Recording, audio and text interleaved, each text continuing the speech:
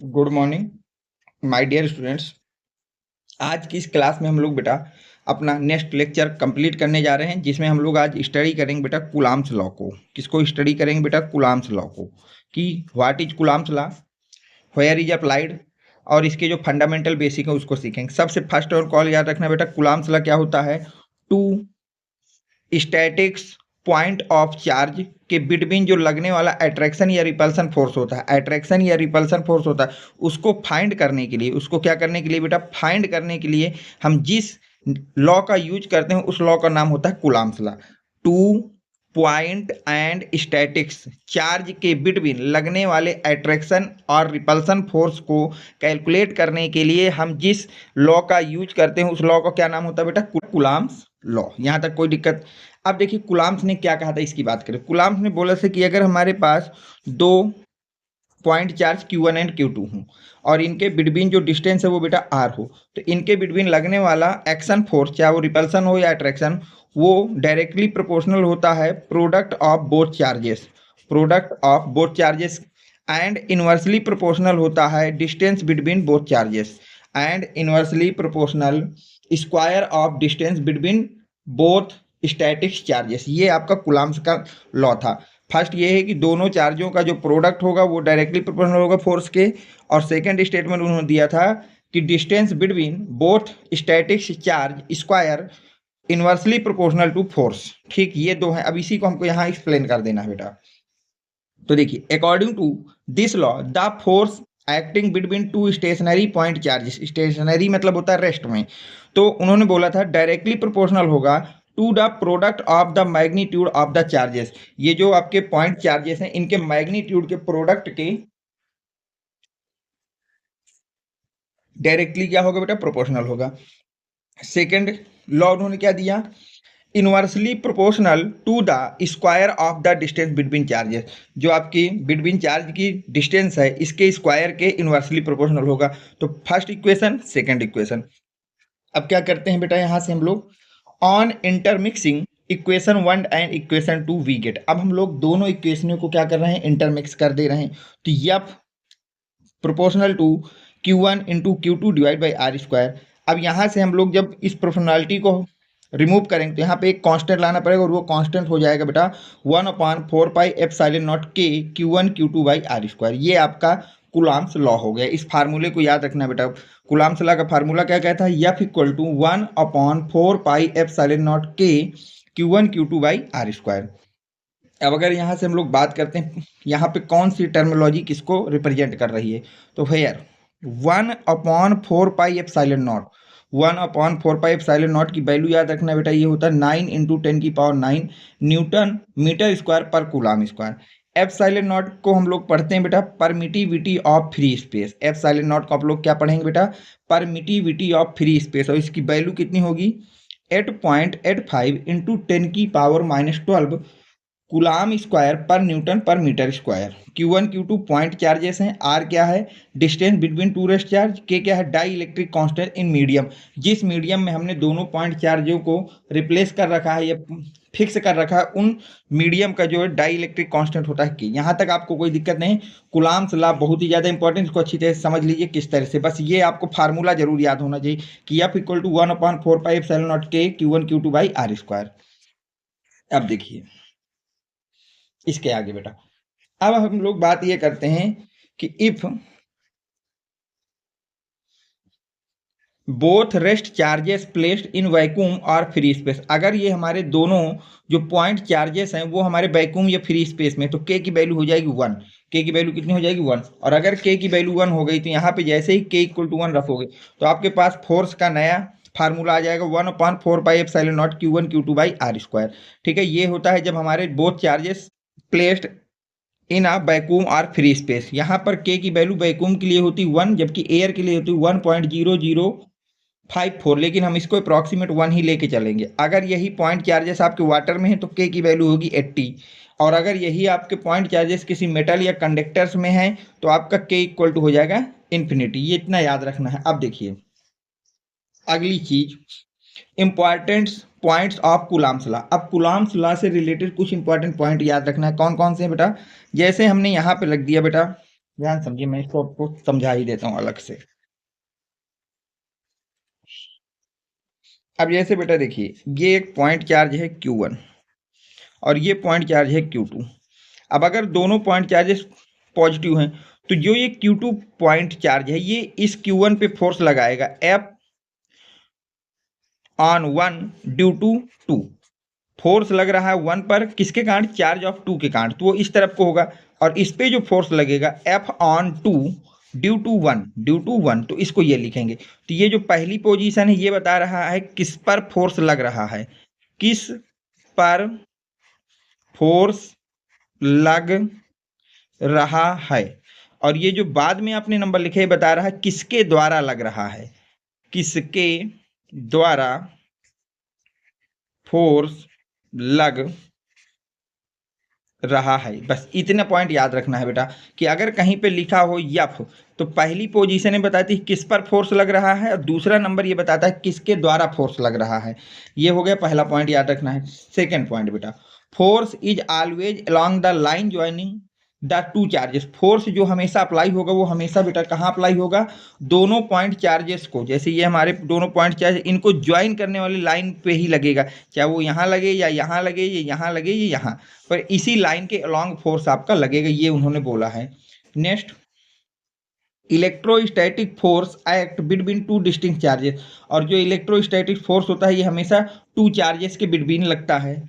Magnitude of electrostatic force are equal, और both charges में लगने वाला जो फोर्स ऑफ अट्रैक्शन या रिपल्सन होगा उसका मैग्नीट्यूड ऑलवेज इक्वल होगा। उसका मैग्नीट्यूड ऑलवेज क्या होगा बेटा? Equal.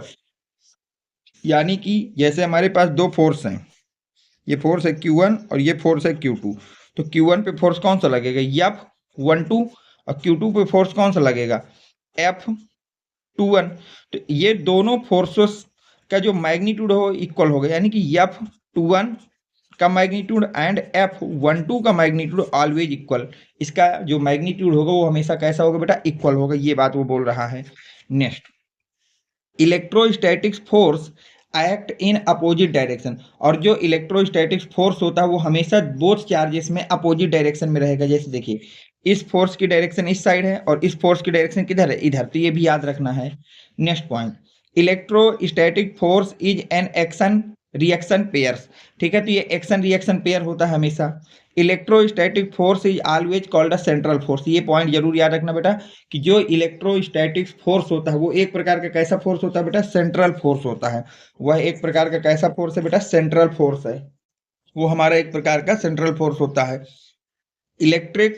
Electrostatic force between two charges depends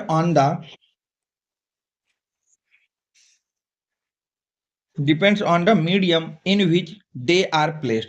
जो आपका इलेक्ट्रोस्टैटिक फोर्स होता है बिटवीन टू चार्जेस, ये इस बात पे डिपेंड करता है कि दोनों चार्जों के बीच का मीडियम कैसा है, तो इस बात को भी लर्न रखना है बेटा। नेक्स्ट पॉइंट जो आपको तैयार करना है वो है बेटा, electrostatic force is a conservative force field. जो आपका इलेक्ट्रोस्टैटिक फोर्स होता है ये एक प्रकार का कंजर्वेटिव फोर्स होता है। Electrostatic force is interaction between two charges is independent of pressure and absence of other charges. Two point charges के बीच में जो लगने वाला इलेक्ट्रोस्टैटिक फोर्स होता है इसको इस बात से कोई मतलब नहीं होता कि उसके बीच में प्रेशर कितना है, और किसी अनदर चार्ज से भी उसका कोई मतलब नहीं होता। ये बोला गया है कि वो इंडिपेंडेंट होता है पूरी तरह से प्रेशर और अदर चार्जेस से।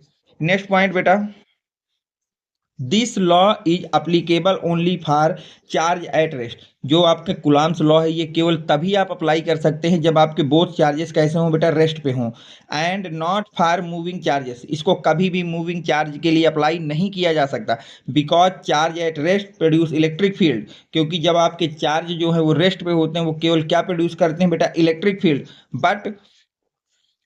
But moving charges produce electric field as well as magnetic field. और जैसे ही चार्ज मूव करने लगता है तो इलेक्ट्रिक फील्ड के साथ ही साथ वो कैसी फील्ड प्रोड्यूस करने लगता है बेटा? Magnetic field. इसलिए जो कूलम्ब्स लॉ है always applicable only for the rest of charge, not applicable moving charge. Moving charge के लिए आप कभी भी कूलम्ब्स लॉ को अप्लाई नहीं कर सकते हैं, क्योंकि मूविंग चार्ज इलेक्ट्रिक फील्ड के साथ साथ मैग्नेटिक फील्ड को भी प्रोड्यूस करती है, और जो रेस्ट चार्ज होता है वो only and only electric field को ही प्रोड्यूस करता है। लास्ट पॉइंट बेटा जो याद रखना कूलाम्स लॉ में, this law is not universal law. पहली बात याद रखना ये आपका एक यूनिवर्सल लॉ नहीं है। जो आपका कूलाम्स लॉ है वो आपका कैसा लॉ नहीं बेटा, यूनिवर्सल लॉ नहीं है। Because value of the dielectric constant is different for the different medium, क्योंकि जो डाई इलेक्ट्रिक कॉन्स्टेंट की वैल्यू है वो डिफरेंट मीडियम में डिफरेंट हो रही है। डिफरेंट मीडियम में उसकी वैल्यू क्या है, डिफरेंट है। तो याद रखना है कि ये आपका एक यूनिवर्सल लॉ नहीं है। यह पॉइंट जरूर याद रखना है बेटा, जितने भी पॉइंट मैंने आपको अकॉर्डिंग टू कूलाम्स लॉ बताएं, क्योंकि यहाँ से सीधे ऑब्जेक्टिव क्वेश्चन बनाए जाते हैं और टिक करना है। अगर आपको स्टेटमेंट याद है तभी आप टिक कर सकते। जैसे पूछ लेगा कि इलेक्ट्रोस्टैटिक फोर्स या Coulomb's force is a central force or not, तो ये पता होना चाहिए कि एक सेंट्रल फोर्स है। पूछेगा कि Coulomb's law is a universal law और नॉट, तो याद रखना है कि जो कूलाम्स लॉ है वो यूनिवर्सल लॉ नहीं है। रीजन पूछे क्योंकि उसके डाई इलेक्ट्रिक कांस्टेंट की वैल्यू जो है डिफरेंट मीडियम में डिफरेंट होती है। नेक्स्ट चीज बेटा देखिए, अगला आपको याद रखना बेटा relative permittivity of a medium, कि आपका किसी भी मीडियम की रिलेटिव परमिटिविटी क्या होती है। रिलेटिव परमिटिविटी ऑफ मीडियम, तो देखिए ये क्या होता है बेटा, रेशियो होता है परमिटिविटी ऑफ द मीडियम, किसी भी मीडियम की परमिटिविटी और परमिटिविटी ऑफ फ्री स्पेस का जो रेशियो होता है उस रेशियो को हम लोग क्या बोलते हैं बेटा, रिलेटिव परमिटिविटी बोलते हैं। ठीक है, इसी को हम लोग बेटा रिलेटिव परमिटिविटी ऑफ मीडियम बोलते हैं। और इसको किससे डिनोट करते हैं बेटा, ई आर या के से डिनोट कर सकते हैं। ई आर या फिर आप किससे डिनोट कर सकते हैं, के से। तो आपकी फार्मूला हो जाएगा बेटा relative permittivity of a medium, E R equal to epsilon divide by epsilon naught. तो एप्सिलॉन आर क्या है, रिलेटिव परमिटिविटी ऑफ मीडियम है। एप्सिलॉन क्या है बेटा, परमिटिविटी ऑफ मीडियम है। और एप्सिलॉन नॉट क्या है बेटा, परमिटिविटी ऑफ फ्री स्पेस है। और इसको अगर आप लोग फोर्स के टर्म में याद रखना है बेटा, तो रिलेटिव परमिटिविटी ऑफ मीडियम होता है force between airs and force between medium. तो it is the also called dielectric constant. और रिलेटिव परमिटिविटी को ही हम लोग डाई इलेक्ट्रिक कांस्टेंट भी कहते हैं। तो ये दोनों फार्मूले आपको याद रखने हैं।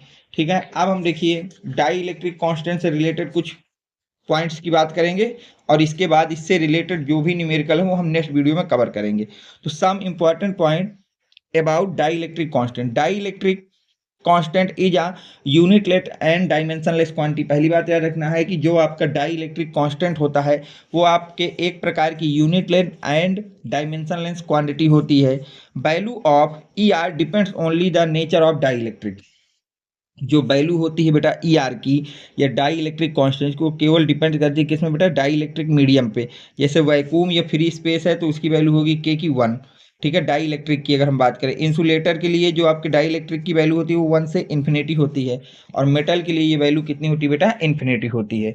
तो उम्मीद करता हूँ कि ये आपको कूलॉम्स लॉ आपको अच्छी तरह से समझ में आ गया होगा। इससे रिलेटेड जो पॉइंट्स थे, रिलेटिव परमिटिविटी क्या होती है, ये सब चीज़ें आपको अच्छी तरह से समझ में आ जानी चाहिए। और अगर आप अभी तक हमारे टेलीग्राम चैनल से नहीं जुड़े बेटा, तो 7880960882 ये मेरा व्हाट्सएप नंबर है। इसमें आपको अपना नेम और क्लास का नेम लिख करके प्रोवाइड करा देना है। मैं आपको वहां से टेलीग्राम चैनल की लिंक प्रोवाइड करा दूंगा। अगर आपको वीडियो पसंद आया हो तो प्लीज़ वीडियो को लाइक करें, चैनल को सब्सक्राइब करें। Thanks for watching, next video coming soon.